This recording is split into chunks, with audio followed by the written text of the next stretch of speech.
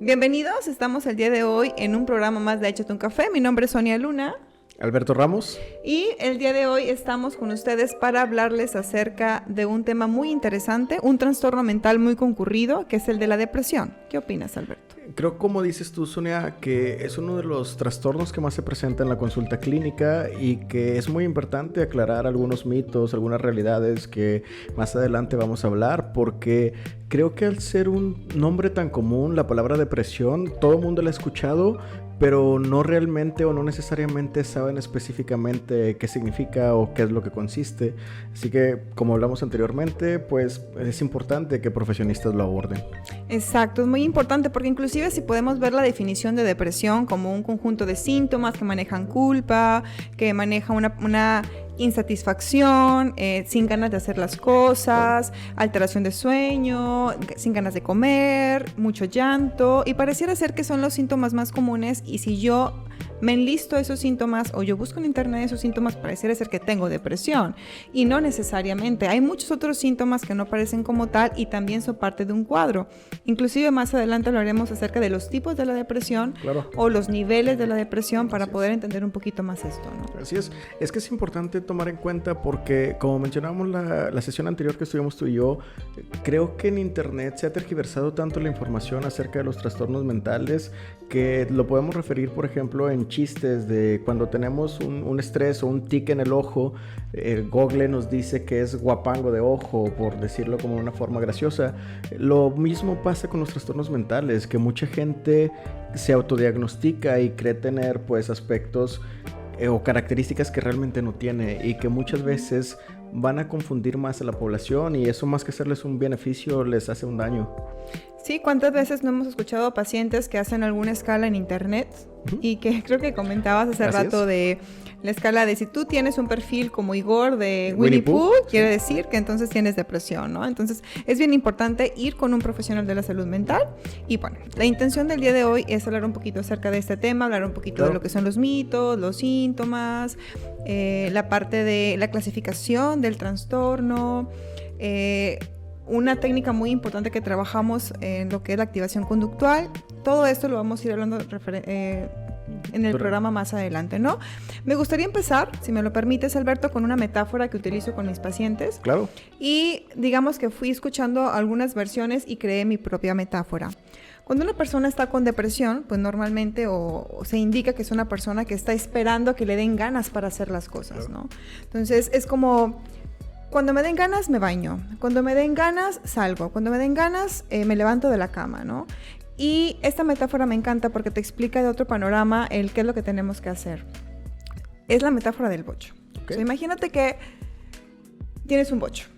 Vas en un bocho, vas manejando el bocho, entonces, no sé, vas manejándolo, te detienes porque bajas a comprar algo, te subes al bocho y ya no prende. O sea, el bocho ya no prende, entonces esta parte de que prendiese, como esta parte de la pila o llamarlo así, es estas ganas de hacer las cosas, es esta motivación. Entonces no prende. Y normalmente la gente dice, pues me quedo en el bocho.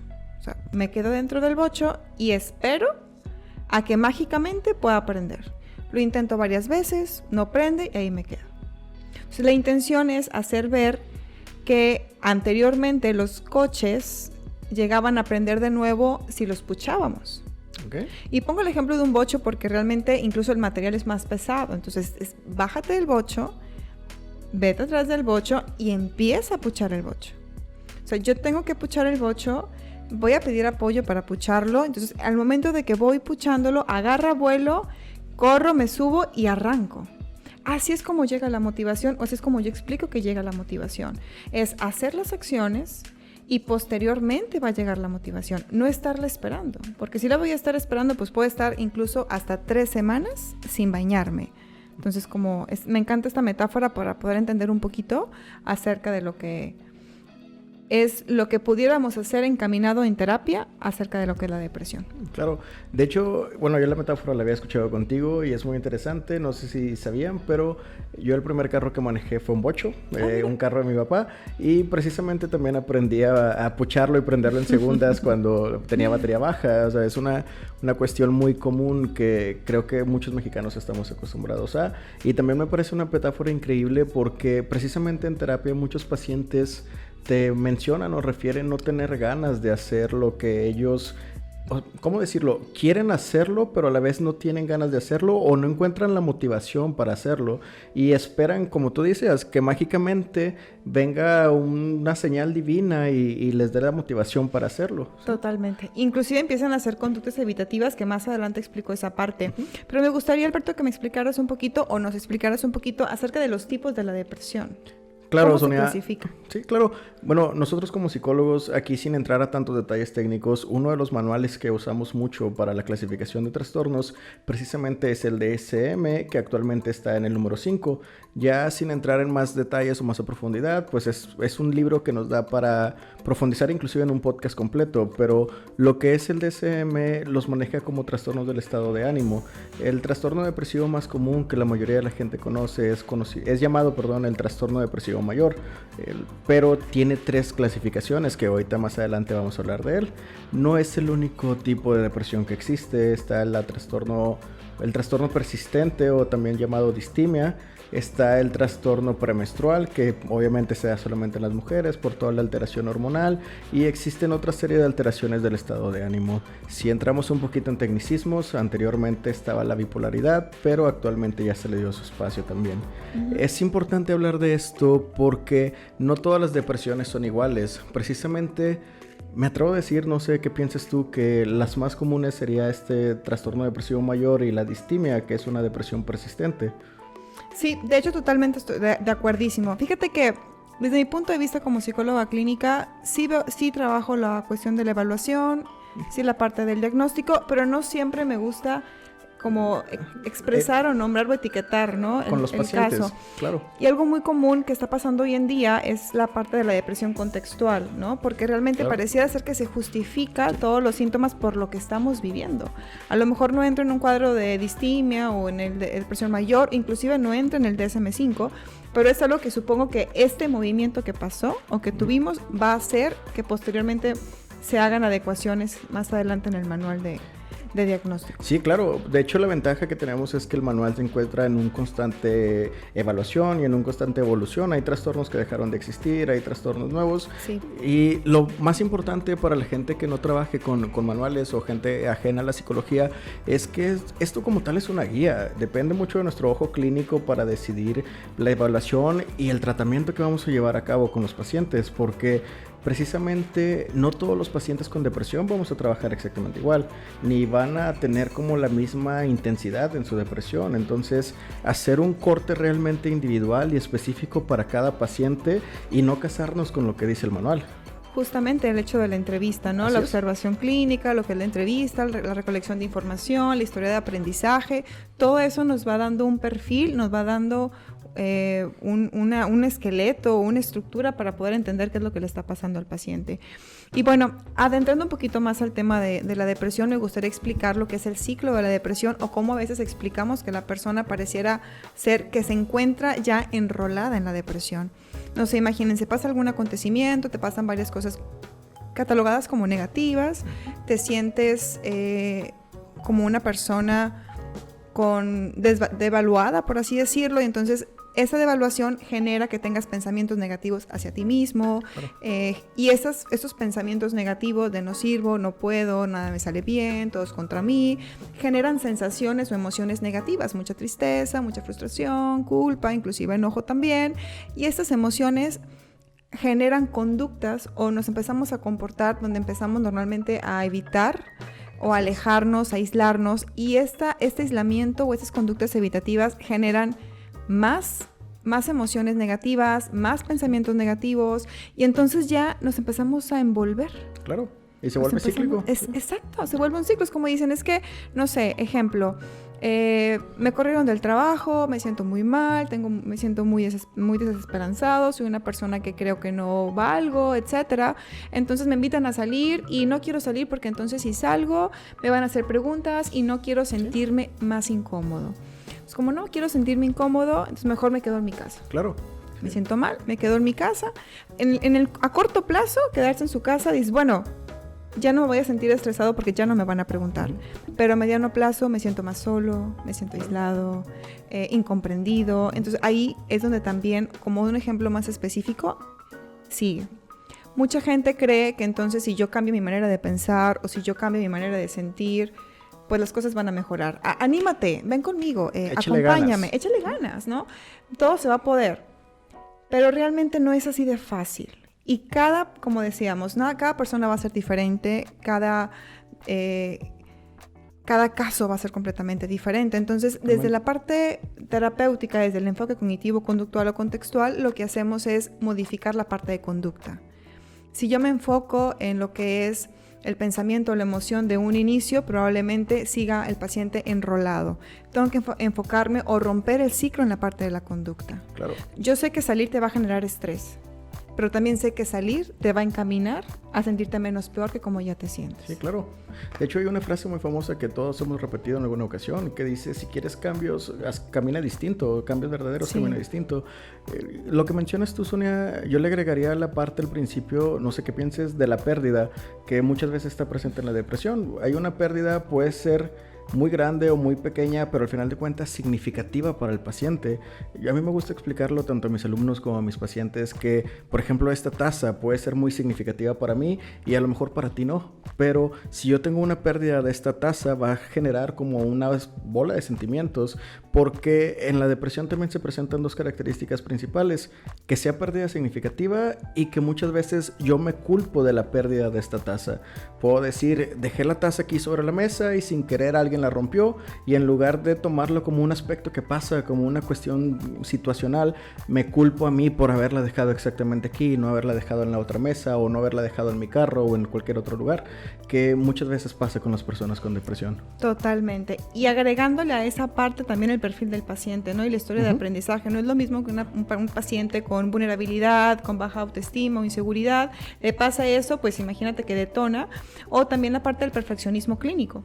O sea, realmente las personas que son muy perfeccionistas, una cosa es ser perfeccionista y una cosa es tener perfeccionismo clínico. Te lleva a la perfección inalcanzable. Y como no lo logras porque es inalcanzable, válgame la redundancia, caes en un cuadro depresivo. Entonces, combinando el perfil, combinando esta parte de lo que es la pérdida y viendo todo, pues ya se va entendiendo un poquito más lo que es la depresión. Claro. De hecho, una manera fácil, por ejemplo, de hablar del perfeccionismo clínico, a mí me gusta hablar o mencionar qué tanto nos permitimos a nosotros premiarnos, como hice esto, o sea, un ejemplo básico a lo mejor sería, hoy hicimos el podcast, entonces me merezco un gansito con un café, pero personas que tienen este perfeccionismo clínico es como, bueno, hice el podcast, pero no hice esto, pero no hice esto lo otro, o saqué un 100 en la escuela, pero no saqué nota perfecta, o no me dieron un premio, etcétera, y nos permite mucho como premiarnos, o inclusive sí me dieron el premio en la escuela, pero pues era mi obligación. No es suficiente. Sí, claro. Nada es suficiente, entonces empiezan a enfocarse expectativas inalcanzables y sobrecompensan, dante más, y no es suficiente. Claro. Entonces llega un punto donde me empiezo a chocar de, oye, estoy haciendo todo lo posible y no es suficiente y no me siento bien y no encuentro satisfacción. Entonces, ¿qué está pasando? Y empiezan a enrolarse, entonces no soy buena persona y demás. Y tiene mucho que ver también la historia de aprendizaje, ¿no? Claro. ¿Qué aprendieron? ¿Qué les inculcaron? ¿Cuáles son esas reglas o creencias que les empezaron a poner? Por ejemplo, el perfeccionismo, la gente normalmente no está impuesta a descansar. ¿Sí? Es que si descanso, soy un flojo. Y si soy un flojo, pues no soy productivo. Si no soy productivo, pues no sirvo. Claro. De ahí empieza esta parte de no me permito ni 15 minutos, no me permito ir un domingo a ver una película en casa de algún amigo, incluso quedarme en mi casa, etcétera, ¿no? Entonces, son muchas cosas y muy amplias que a lo mejor más adelante pudiéramos hacer otro episodio mucho más específico. Y bueno, si quisiera enrolarme en los mitos, Alberto. Estos mitos ¿qué pasa con las personas que tienen depresión? ¿Cómo percibo que es la gente que tiene depresión? Por ejemplo, un mito muy común, sobre todo en niños y adolescentes, es que pareciera ser que si yo veo al niño llorando en la esquina, en el rincón, tiene depresión. Pero si yo lo veo irritado, cambiando de comportamiento, es un niño chiflado. Claro.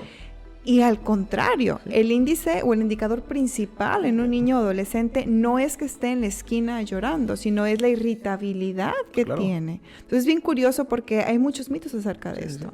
Sí. Y de hecho, bueno, hablando un poquito más de lo que mencionas, muchos niños todavía no tienen la capacidad de verbalizar y por eso es este enojo que presentan. Se da también en personas adultas, pero digamos que ya tenemos un poquito más verbalizado las emociones.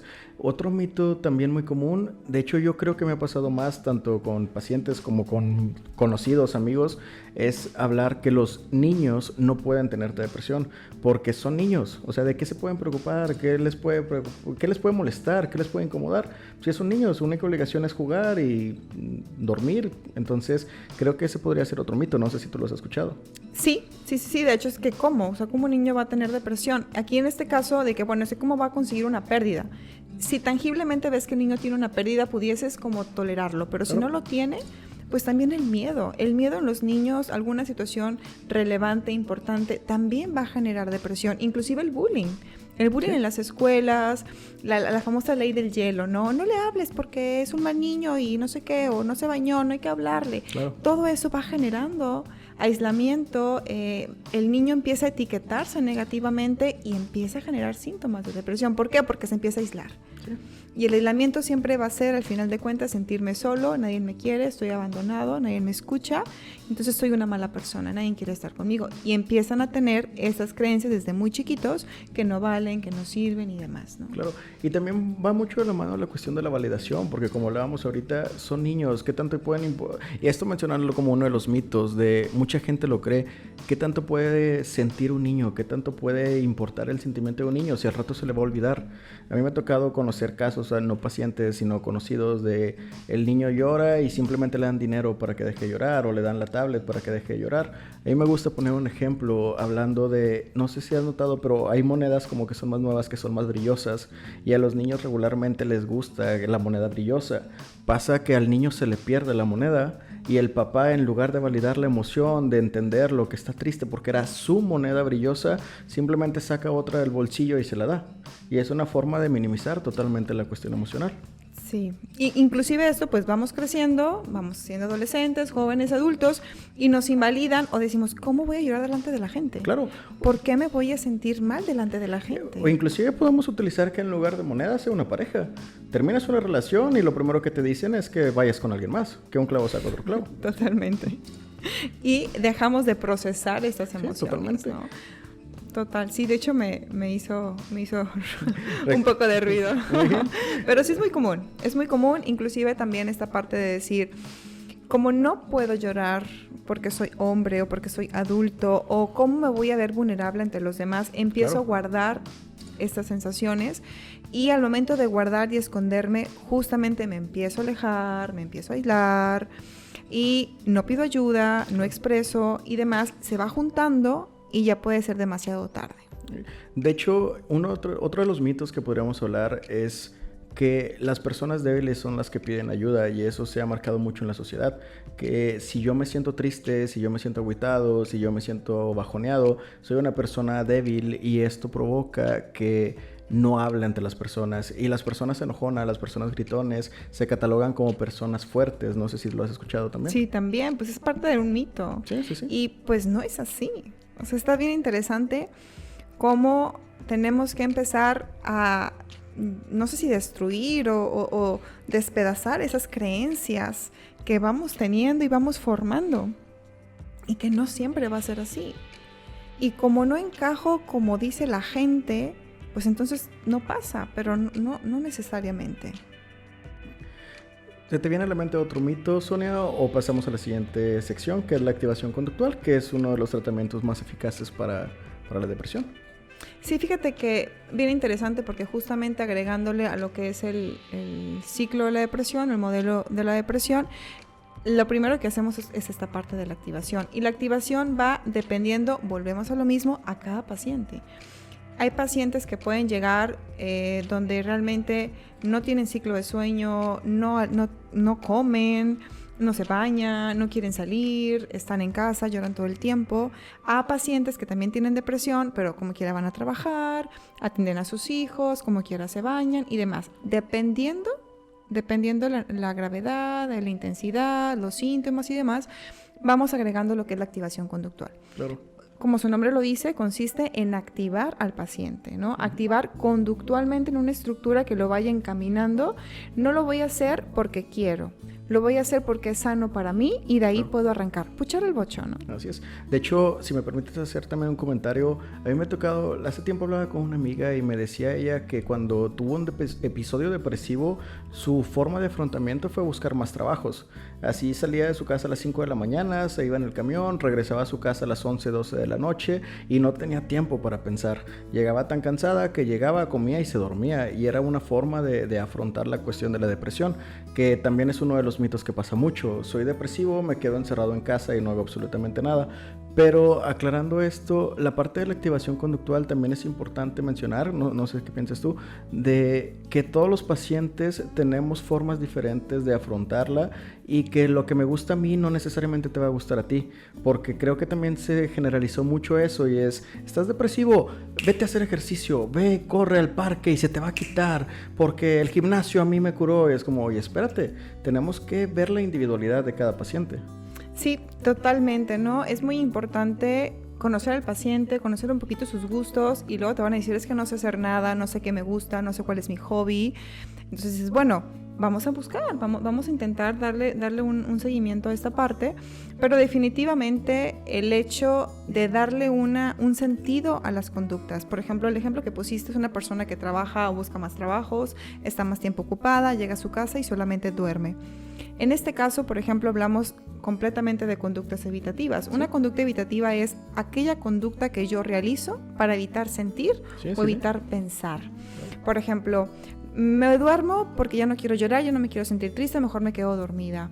Me voy a tomar con mis amigos porque ya no quiero acordarme, entonces es mejor y me voy y tomo. Voy a ver una película de comedia porque quiero reírme y ya no me quiero sentir triste.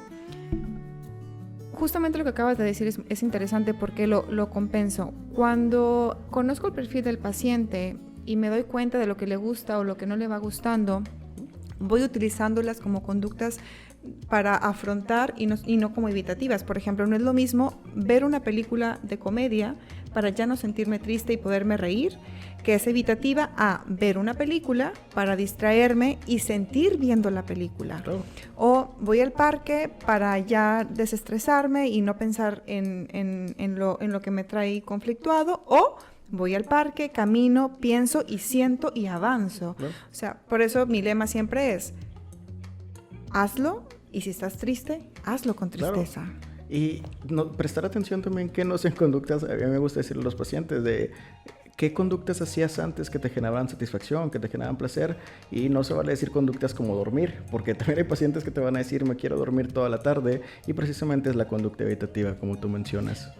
Totalmente, ¿no? Hay conductas evitativas muy como lógicas de me voy a tomar alcohol, consumo droga, y otras que no son como, no parecen a simple vista, como me duermo un poquito más, prefiero no salir, veo una película de comedia, que eso utilizan mucho, escucho música y demás, ¿no? Escucha música, pero mientras escuchas música, siente.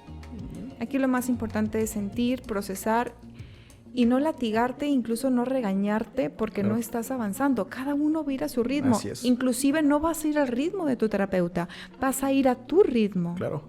El terapeuta se adapta a tu ritmo. Así es.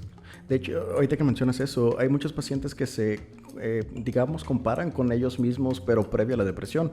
¿No te ha tocado pacientes que te dicen, antes corría 5 kilómetros en 20 minutos, ahora llevo 6 meses sin correr, salí, intenté correr, me lastimé, entonces soy un inútil, no sirvo para eso? Como que, oye, espérate, pues tu cuerpo dejó de tener esta preparación, es obvio que no lo vas a lograr como cuando estabas en tu mejor momento. Sí, fíjate que me pasa mucho escuchar este tipo de comentarios o decir, es que quiero ser como antes. Claro. Quiero que la persona que yo era antes regrese. vamos cambiando, vamos evolucionando. No podemos ser exactamente los mismos que hace 6 meses, que hace 2, 3 años, pero sí podemos adaptarnos para encaminarnos a lo que es valioso para nosotros y trabajar hacia los objetivos planteados, ¿no? Ser flexibles, etc. Entonces aquí lo más importante es, para ya cerrar, el hecho de la activación, el hecho de hacer las conductas y bueno, independientemente de lo que sientes y lo que pienses.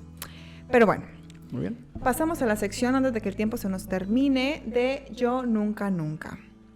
Ok, creo que esta sección va a ser muy fácil porque el yo nunca podremos ponerlo que nosotros como terapeutas, si hemos tenido sintomatología depresiva, prácticamente en mí sí, soy un humano, soy una persona con virtudes, con defecto, me gusta mucho mencionarlo a mis pacientes y claro que en alguna ocasión he tenido sintomatologías depresivas, he tenido sin ganas de salir, de trabajar, de levantarme, pero es parte del proceso humano.